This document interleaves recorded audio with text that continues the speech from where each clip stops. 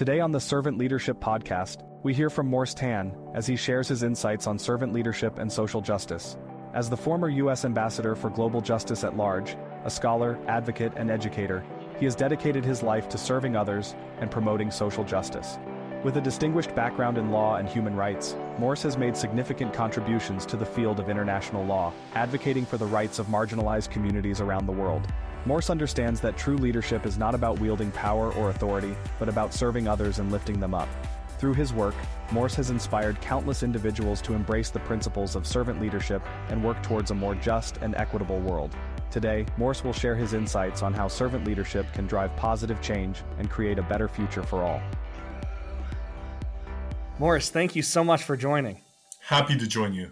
I'm so excited for people to just hear your story, hear a little bit about your background. I remember when I first heard your story, you were ambassador at large for global criminal justice, which I thought was the coolest title I've ever heard.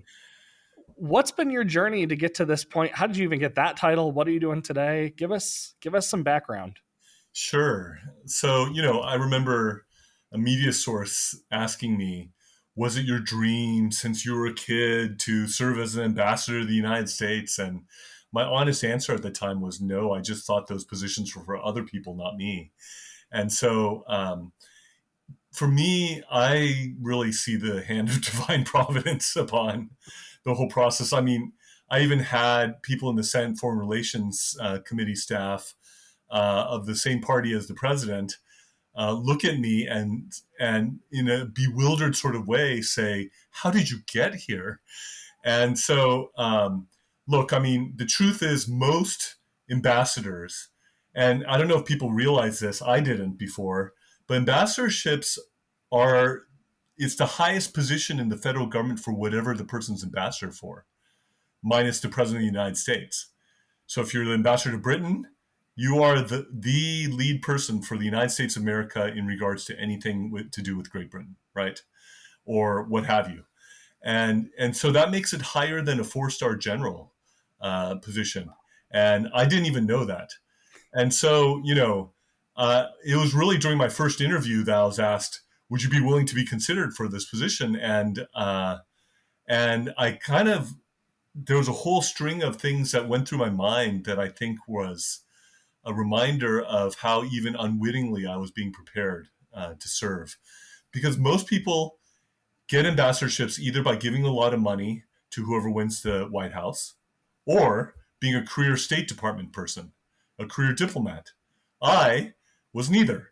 I've given a grand total of $0 to any political campaign. I worked a grand total of 0 days inside the U.S. State Department. So extremely unlikely that I would get this. Hopefully had something to do with expertise and background and relevant sorts of things along those lines and whatever else they saw in me. But, I'll tell you, when it was down to 3 candidates, one of my predecessors said to me, when he told me that I was chosen and he told me who the other finalists were, I was kind of flabbergasted because I would have understood if they chose either of the other 2 finalists over me. I would have been like, yeah, I understand. Don't worry. You don't even have to explain that, and I said, I was kind of bewildered. I said, why was I chosen among the 3 finalists? And the answer was one I'd never heard up to that point in my life. And the person said, well, the other 2 candidates were deemed to be too self-promoting, and you were considered to be humble enough to handle this position. Wow. And I was kind of floored to hear that on a number of different levels. And so, there's a well-known person, if I named, you would recognize the name, but I don't need to name the person, but he was asking me at one point, what would you want to do in the administration if you got selected for something? And I was like, gosh, I'm not sure. Like, what do you think? Do you think, what do you think I'd be good for? And his response was like, seriously? Really?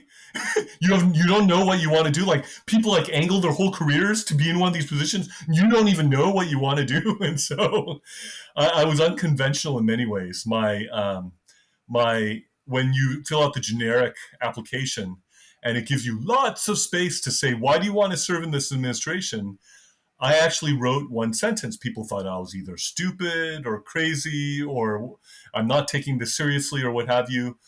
I literally wrote that I wanted to help the administration succeed in pursuing justice, period. That's all I wrote, because that's actually what I really wanted, how I really wanted to contribute. Wow. I didn't list any position in particular. There was a professor who had me guest teach in his class, in a law school class. And, he said early on, he took the moderator's prerogative and asked me in the beginning, what is it like to have a superhero position? And I was kind of joking. I don't have the cape or the spandex, or I don't quite have the outfit for it. But this is a unique position in world history. Literally, the United States of America is the only country in the world that has this position. And as I said in my opening statement in my Senate confirmation hearing, I said, the fact that this position even exists is a testament to the goodness and greatness of this country. And I believe that then, I believe it now. And it's literally a unique position in the world, dealing with mass atrocity crimes, genocide, war crimes, crimes against humanity, and being able to seek justice for people who are being trampled through those crimes around the world was really a journey of a lifetime. I mean, it was amazing to have that mission and to wholeheartedly devote myself from beginning to end to that mission. How did you see yourself personally grow? What were some of the things that you learned in that role?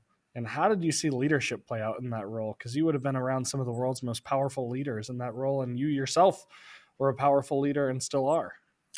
Well, the thing is, I'll tell you maybe some lighter notes first, and then maybe again to other things.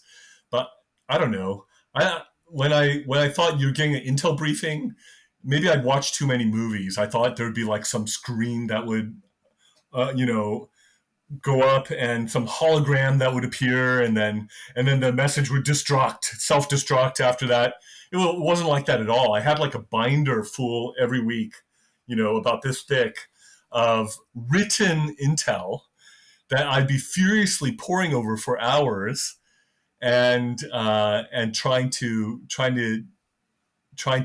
get that was my usual regular intel briefing, was a binder full of paper. And so, there was a time where I had a name only intel thing. That's kind of like, you have unclassified, sensitive, but unclassified, classified, secret, top secret, compartmentalized, subcompartmentalized, and name only. That's kind of like the highest level of intel to get. That means they're just naming certain people by name to do that. And you would think that it was some snazzy place where I was like reviewing the name only intel.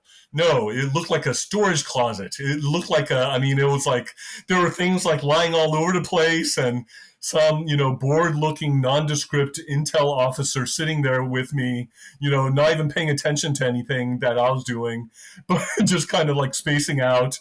And there I am reviewing the name only intel. But then again, maybe it's brilliant, because who would suspect that that's where name only intel would be reviewed, right? So I say that kind of on a lighter note. But I learned a ton. I gained a lot of opportunities to learn and develop in that role. Boy, where do I start? I think one thing that I'll start out with here is the need for tenacious, determined perseverance for things to get across any finish line. To navigate a bureaucracy like the State Department, I think there are those who consider it the swampiest part of the swamp, so to say. But you do have some people who are, there for good reasons and trying to do good work. But gosh, if you are batting 200, like 1 out of 5 things that you're trying to get across the finish line actually get across the finish line, you're actually doing quite well if you're a high level appointee, because for various reasons, it was very difficult inside the US government for things to get done. And so, so it required, when somebody on the Senate Foreign Relations Committee staff said to me, "Do you have the tenacity to do this job?" I didn't necessarily know what all the person was referring to at that time, but boy, did I know how important that would be when I was in it as well. There was a certain high-profile matter that I was involved in, and I kept getting so many mixed signals from within, where it was go, stop, pause, wait, no, yes, no. And it was almost like, it reminds me of when my dad was first learning how to do stick shift, and we were driving off the lot, and the car was like going back and forth and like lurching this way and that, as he didn't know at first how to use the stick shift. It kind of was like that experience, but that actually ended up getting across the finish line. This was the mass atrocity determination for genocide and crimes against humanity against the Chinese Communist Party. It was called by certain media sources to be the greatest human rights accomplishment of the whole administration. And that got across the finish line literally the day before the next administration was going to come in. And so when I was working on that, I couldn't even tell my wife what I was doing. And I was saying, I can't tell you what I'm doing, but if this gets across the finish line, it will be on news sources all over the world as soon as it comes out. And so it was. But I'll tell you something a little bit maybe revealing in a way that one might not consider. But I was being interviewed by the New York Times and the Washington Post and, newspaper and media sources like that. What's sort of revealing is that they did not quote, even though our policy shop was the lead on this whole matter, they did not quote a single word that I said. Why? Because what I said didn't fit their politicized narrative at that time. And so I told them a bunch of things. They didn't include it in anything that was published because it didn't fit their narrative that they wanted to put forward in regards to what happened. So I actually went into it with the presumption that anything I said or did could become public. And that turned out to be a pretty good presumption to have. When I would, talk about something to 2 people and neither of those 2 people leaked, and then it ends up being a news story, I think that was a pretty good presumption to have. Or when there was a leak in regards to the Chinese Communist Party mass atrocity determinations beforehand, and I'm on the red phone contacting the Secretary of State's office in regards to this leak, even as the Secretary is giving this major presentation that night as well. So, gosh, I could go on and on. One of the things I'll mention, in case this is of benefit to someone, is that there was a situation where people in my own office were anonymously throwing all sorts of wild accusations against me to the Executive Secretariat of the State Department. And then the head of the Executive Secretariat ended up talking with me about it. And he said, well, we got all these accusations against you, and we examined every single one of them and found them all entirely without merit. Not only did you do what you were supposed to do, you went above and beyond what you were supposed to do. And there were certain things that were in question where I had anticipated the possibility that people in that office could do something like this. And so I literally did go above and beyond what was required in order to in order to make the process as pristine and maybe more than pristine as possible, in order to make the decision, which I knew would be an unpopular decision amongst people in the office, as well supported as possible. Mm. And so the head of the executive secretariat went on to say, and by the way, these sorts of things are happening every week against appointees. So the thing is, leadership is something uh, where it almost attracts blame. It almost attracts uh, accusations, whether false or not, or things along those lines. And so, to me, it was really important to be pure in what I did, unselfish in what I did, mission focused in what I did, and to stick to that regardless of what was coming down and what sort of opposition there was, and learning to navigate that opposition. Um, and so that was a challenge. There was a time where a media source was looking to do a hit piece, but they didn't tell me that it was a hit piece in advance and wanted to get my answers to things. And honestly, the people who were advising me, I won't say who, gave very bad advice and basically said, "Oh, just don't say much of anything; it'll go away."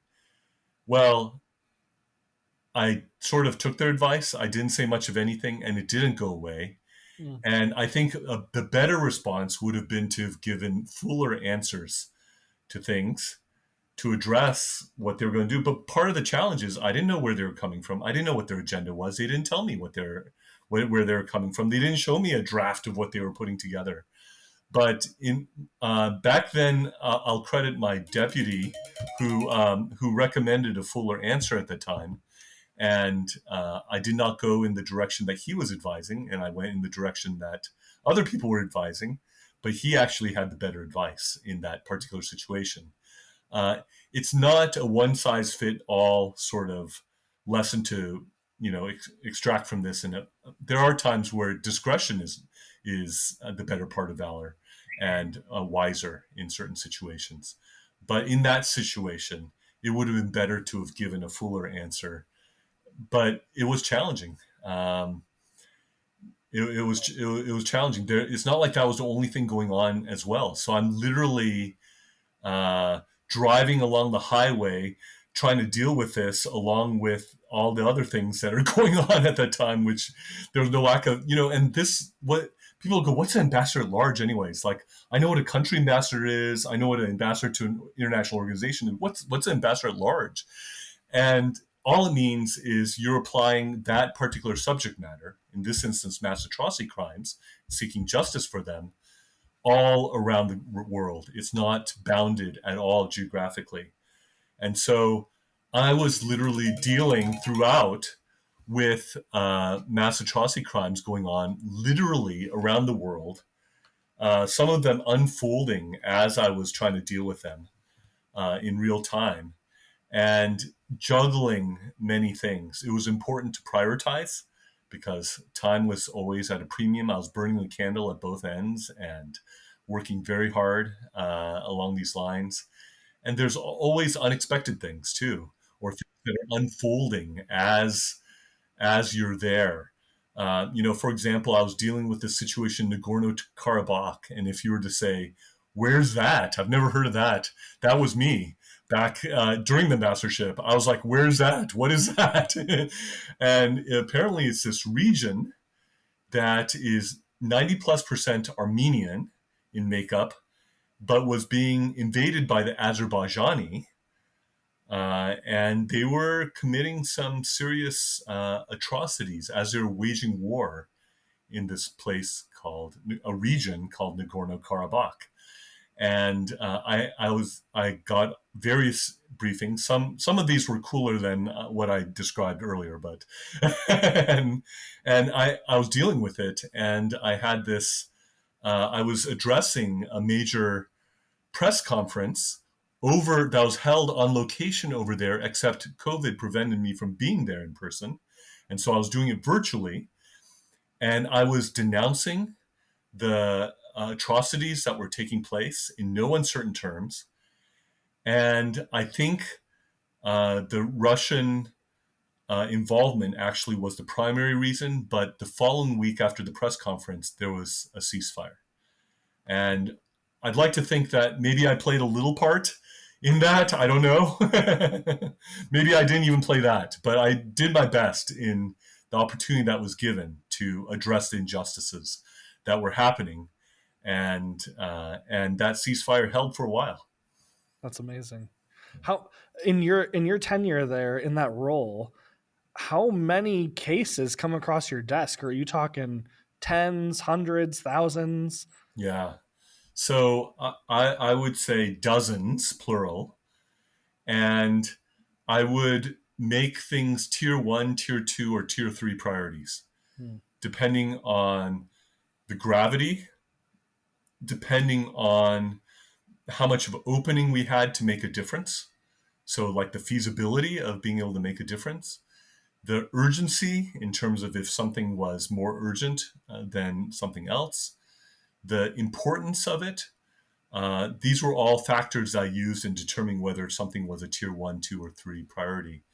But at a given time, I was dealing with a whole array, a whole myriad of things. Whether it was in Syria, whether it was Burma, whether it was, just on and on. There's so many different countries. Nigeria, there was a whole range of countries and a whole range of situations that were going on. I also was running the War Crimes Rewards Program, which gave authority for the U.S. government to give up to $5 million in rewards for information leading to the apprehension of those who were on our list for the War Crimes Rewards Program. And the person who was my number one target, his name is Felicien Kabuga. He was the mastermind, primary insider, and supplier of the Rwandan genocide. He had been at large for over a quarter century. And on my watch, he was captured in a suburb outside of Paris, France. French gendarmerie sweeping in to his apartment and capturing him. And I will not forget when I was at the Swiss embassy to the US, Ambassador Piet Lud, he said, "Thank you. I had Kabuga in my custody over a quarter century ago, and I lost him. And I've never been able to forgive myself of that ever since." Because he said he was in Rwanda. He saw atrocities happening. He saw children being burned to death. He saw horrific things that were in his nightmares that he could not get out of his head. Finally, Felicien Kabuga was apprehended.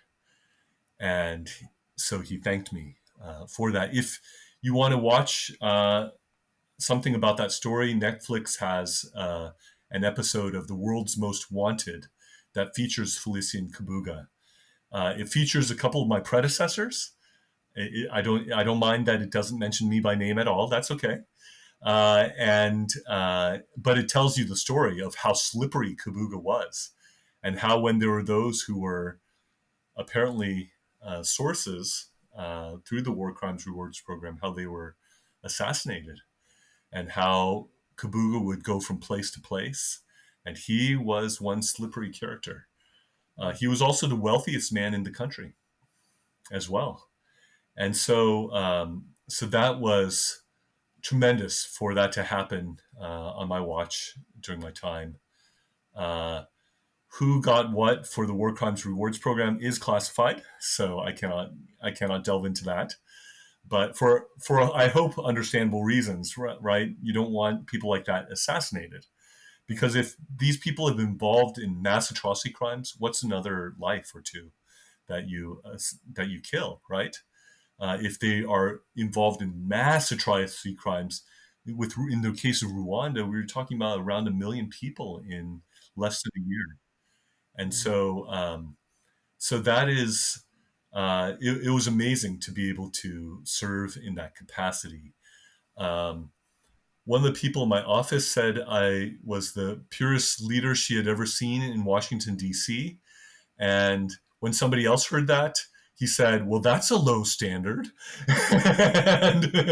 and so, but there are, shall we say, a lot of different agendas flying around and various agendas that oftentimes do not have anything to do with supposed to be the mission of what one is doing.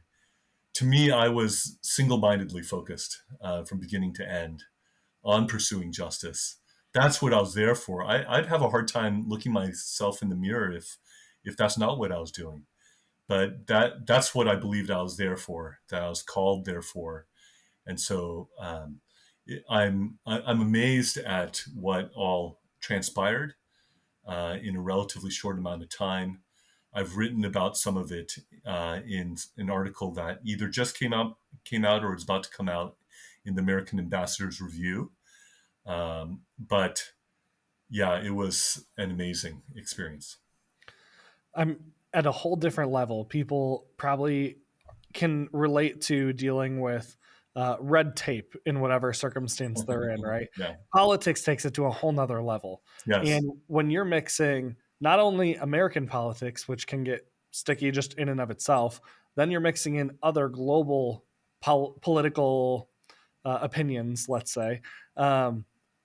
How did you navigate that as a leader, and how did you interact with leaders from all over the world, and how did you see servant leadership? If you think about servant leadership, how did you see that play out, if at all?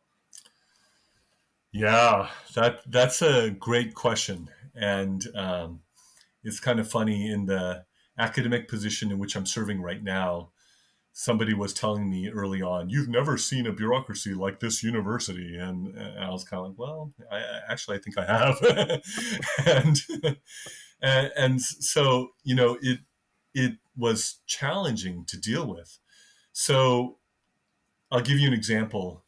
There was an ambassador to a particular country where there had been a long-standing civil war where all sorts of war crimes had taken place. Hospitals were attacked, schools were attacked, prisoners of war were summarily tortured and executed. And some of the people who had been responsible for the worst and greatest number of war crimes were in the highest positions in that country. So here's the ambassador, our ambassador, the US ambassador to that country, sitting in my office, basically pleading with me not to move forward with more justice measures in regards to that country and against the leadership of that country, whom this ambassador had to deal with, right? Because, it's very important to diplomats to have access to the highest levels of the government of the country to which they're the ambassador of, for example. There are other people who said to me more cynically that, this person wants to keep getting invited to the, dinner parties and things along those lines. Be that as it may, when that person was in my office, I tried to be as empathetic as I could to the challenges that this ambassador faced as our U.S. ambassador and some of the really difficult things that the ambassador had to deal with and dealt with previously in that country. And so I was as empathetic as I could be. I was listening. I was trying to have as much common ground as possible. But at the end of the conversation, I maintained, but I will continue to pursue the mission that I'm called to pursue. And I said it in a quiet voice. I said it gently. I reserved that statement for the very end of the whole conversation, but I still said it and I still did it afterwards. it was disappointing, some of the tactics that were employed to try to delay or obstruct the justice measures that we were pursuing. There was a time where the acting assistant secretary of state for this country that I'm referring to was in that region. And I was going to a meeting. It was supposed to be only principals, which means like the heads of the offices and things along those lines. And I had an expert with respect to that country in my office I thought would be helpful to bring. And so I bring that person in, and it was sincerely done, not to embarrass the acting assistant secretary or anything along those lines. It was genuinely because I thought this person can help in that meeting and can contribute things in that meeting and brings a wealth of knowledge that this meeting would benefit from. That was genuinely where I was coming from. And immediately the acting assistant secretary said, I said, there are no seconds in this meeting. You are not allowed to be in the meeting. That is what the person said to the expert that I brought. And that person was not going to back down, apparently, and says to the acting assistant secretary, Ambassador Tan outranks everyone in this meeting, and if he wants me here, I can be here. And that person stayed in the meeting. I actually wasn't planning on being as, what shall I say, direct and as confrontational as the person I brought was, but that person was in the meeting, and I thought it was important to back up the person in my office who could contribute the most. I wasn't trying to pick a fight with the acting assistant secretary, but I just thought it would help the meeting to have this person in there. But it's tough, and the acting assistant secretary resigned the following week. That was not what I was aiming for. That was not because I was personally on bad terms with this person. I wasn't. In fact, one of my former students had worked for this person and had told me all sorts of really positive things about this acting assistant secretary. But, it's a lot of times it's challenging. It was challenging to deal with things. I had a situation where I was leading a interagency meeting that included, you name it, I don't remember, 15, 20 different FBI, CIA, Department of Defense, you name it, they're all there. And I was in this conference room, the Holbrook Center of the State Department, where they have this sort of capability to have a virtual conference with all these other departments. And literally, there's somebody from the legal advisor's office who, in the midst of that meeting, says the opposite of what the Secretary of State's position was. And this person knew it. And I said, has the Secretary of State's position changed on this issue? Well, no. Then we will proceed with the meeting in accordance with the views of the Secretary of State. And so the meeting got back on track and continued along those lines. But when you're dealing with an oppositional bureaucracy, it's not just ordinary red tape that you're dealing with. You're dealing with people who are like openly defiant. And when they have a tenure system that allows them to have job security in the midst of that, it's pretty challenging. It's pretty challenging. And so it does take a certain firmness. But I also had a reputation of being kind and friendly as well. And I genuinely tried to be kind and friendly as well. From the external side, there was a time where I was dealing with someone who, from a country that I'll leave unnamed, who was not particularly fond of the President of the United States. And that person was just taking it out on me. It's like I'd never interacted with this person before. It was our first interaction, and the person's like going off and being so difficult and things along those lines, and lecturing me. And sometimes it was things irrelevant, like not even part of the agenda. And I was just like, that was something I had to deal with, right? So in a lot of those situations, do you give tit for tat? Um, One of the things I try very hard not to do is to try not to be vindictive and to be gracious, um, and even to pray for those who make things difficult. And so that is something that I very intentionally tried to apply, and to not let the way certain people were being difficult in various ways, not that let that dictate my response, and to try to respond in a way that would be better than what was coming at me Mm. is generally what I tried to do. And that's not always easy when you're dealing with important things, when you're dealing with, I mean, these are mass atrocity crimes that we're talking about here. This is pretty intense. It's a very intense subject matter. Sometimes you're talking about millions of lives being destroyed, right? And then when people, whether internally or externally, are being difficult about this, or petty about it, or oppositional, or things along those lines, persuasion, I think, many times is important. Sometimes it's necessary to have the fortitude to move ahead, even in the face of such opposition. Um, the matter that I was referring to before, where there was a particular leader who had committed all these atrocities in a protracted civil war. My predecessor, who was appointed by a president from the other party, he personally said to me that you accomplished the greatest step for justice in the history of seeking justice in regards to this civil war in this country. And that was gratifying. But it's amazing how people in DC seem to be able to politicize just about anything. Like, even you would think, how do you politicize mass atrocity crimes? Oh, let me assure you, there are people who found ways to politicize mass atrocity crimes, and that was disappointing to me. I put it this way to reporters and to other people before.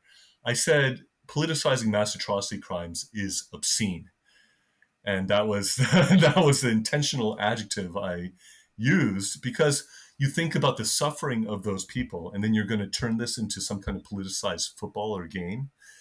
That to me is obscene. And so and yet that is one of the things I had to deal with. And so it does require a lot of resilience when you feel like what you're trying to do has been smacked down, when people are going for your head, and figuratively speaking, in terms of my being able to continue in the position, when you're dealing with people who have committed mass atrocity crimes, right? It's not exactly a walk in the park. And so um, I also had to learn all the different ways of the State Department.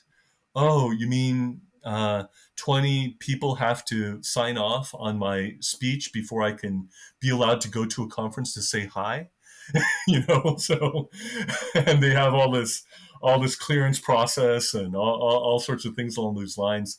So I learned a lot about clearance processes, State Department lingo, abbreviations, their methods of doing things, but also there was a need to deal with things that were sometimes underhanded or behind my back. Or, I had this other experience where I was talking to another ambassador at large about a particular matter, and I my office gets a call right after that conversation, and the person from from the other ambassador's office is trying to tell me that ambassador so and so has such and such position, when that ambassador just directly told me just beforehand the opposite position.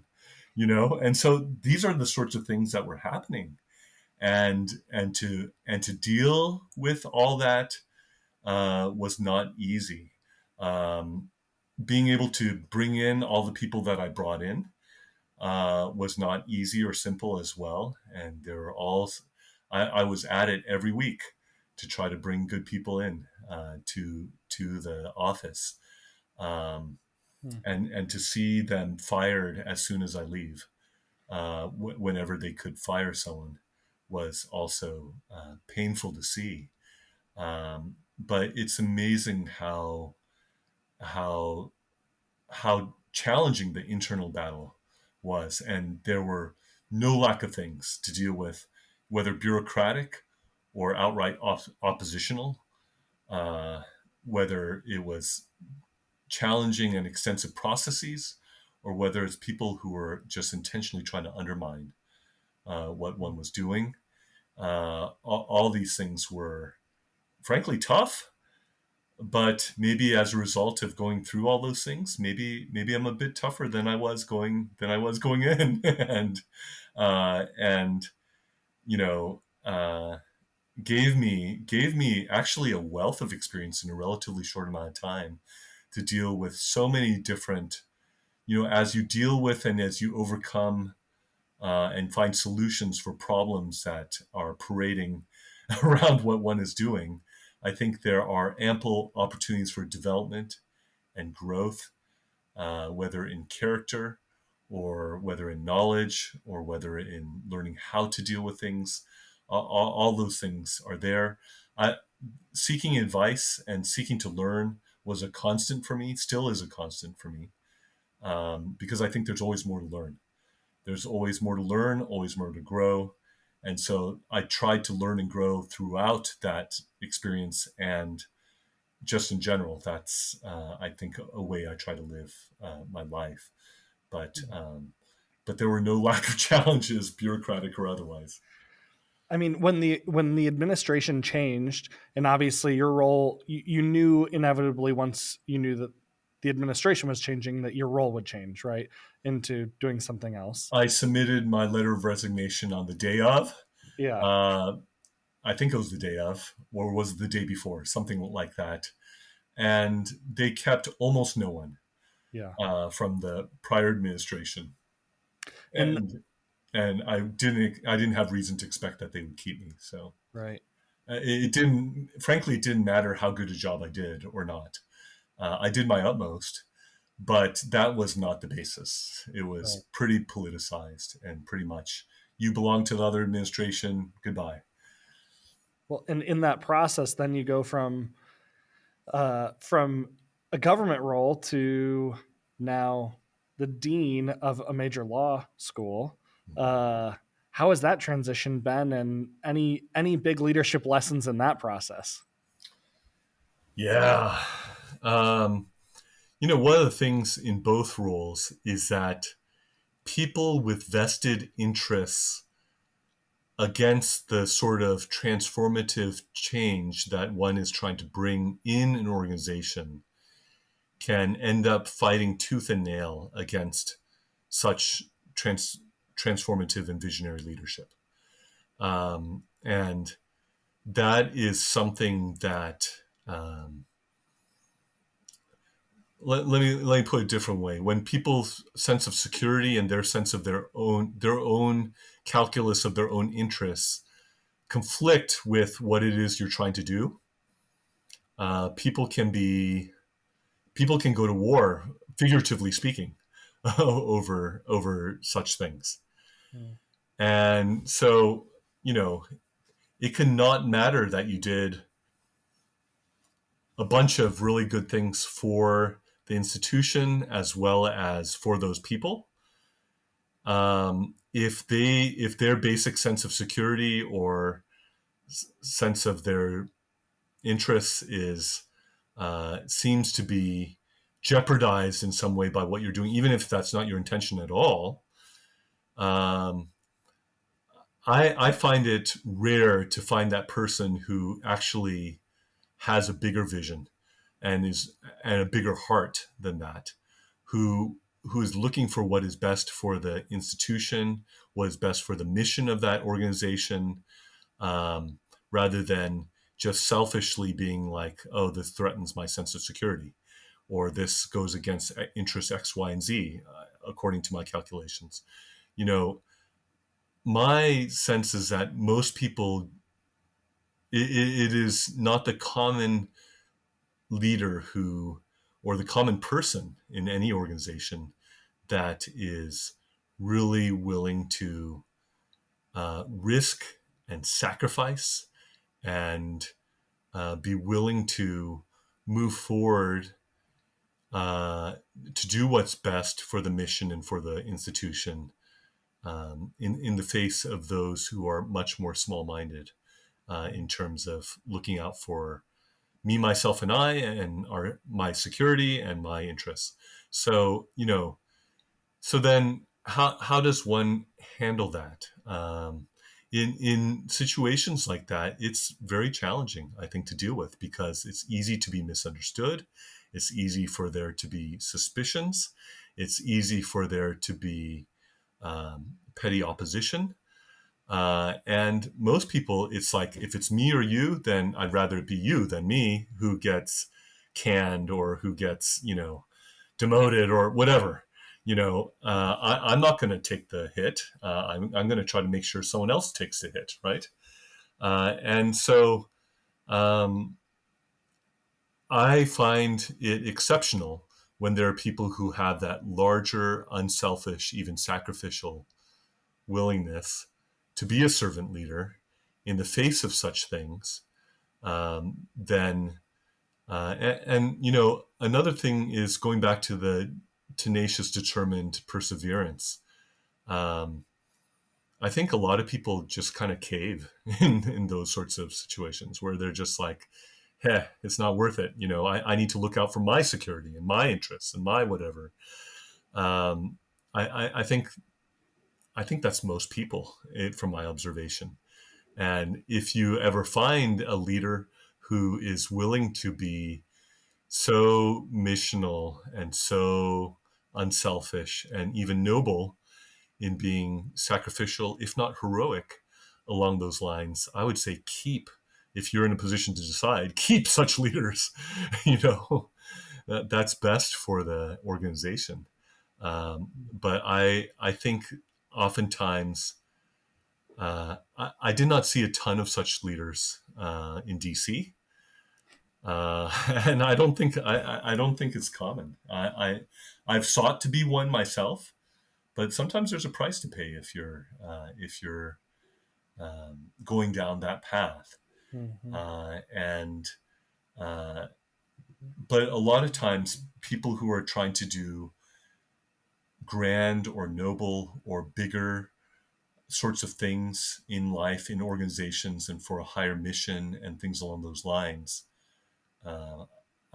I'd rather think it's common for such people to take hits and to be willing to navigate that as well as possible, yet, and also persevere through that is to me a rare leader. I don't see that commonly in leadership. It's the type of leader I seek to be myself, in spite of all of my foibles and failings that I've had all throughout my life. But it is my aspiration, and that's the way I've tried to lead in whatever leadership context I've been in. Wow. I could probably spend hours asking you questions, but let me ask you 10 rapid fire questions Sure. to finish us off and just say the first thing that comes to mind. Okay. Who's the first person you think of when I say servant leadership? Jesus. Okay. 5 words that most describe yourself. Persevering, tender-hearted, kind, determined, persevere. Oh, did I say tenacious? Maybe I'll say I'll add to, or maybe idealistic. Might be another way to put it. Favorite author or book?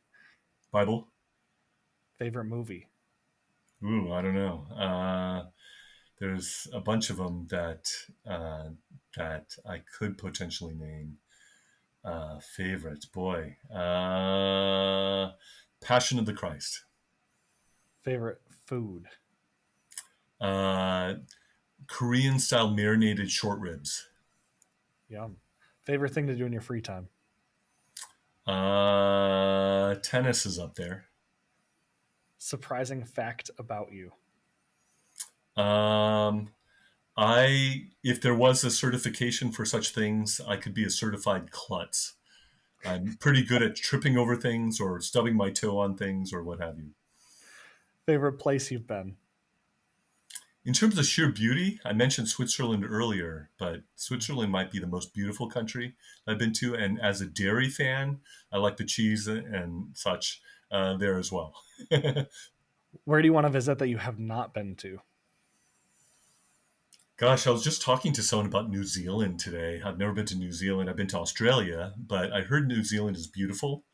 I guess there's Lord of the Rings tours. I'm something of a Lord of the Rings fan. So that's one out of a bunch of places, but I'll throw that out. Best advice you've ever gotten?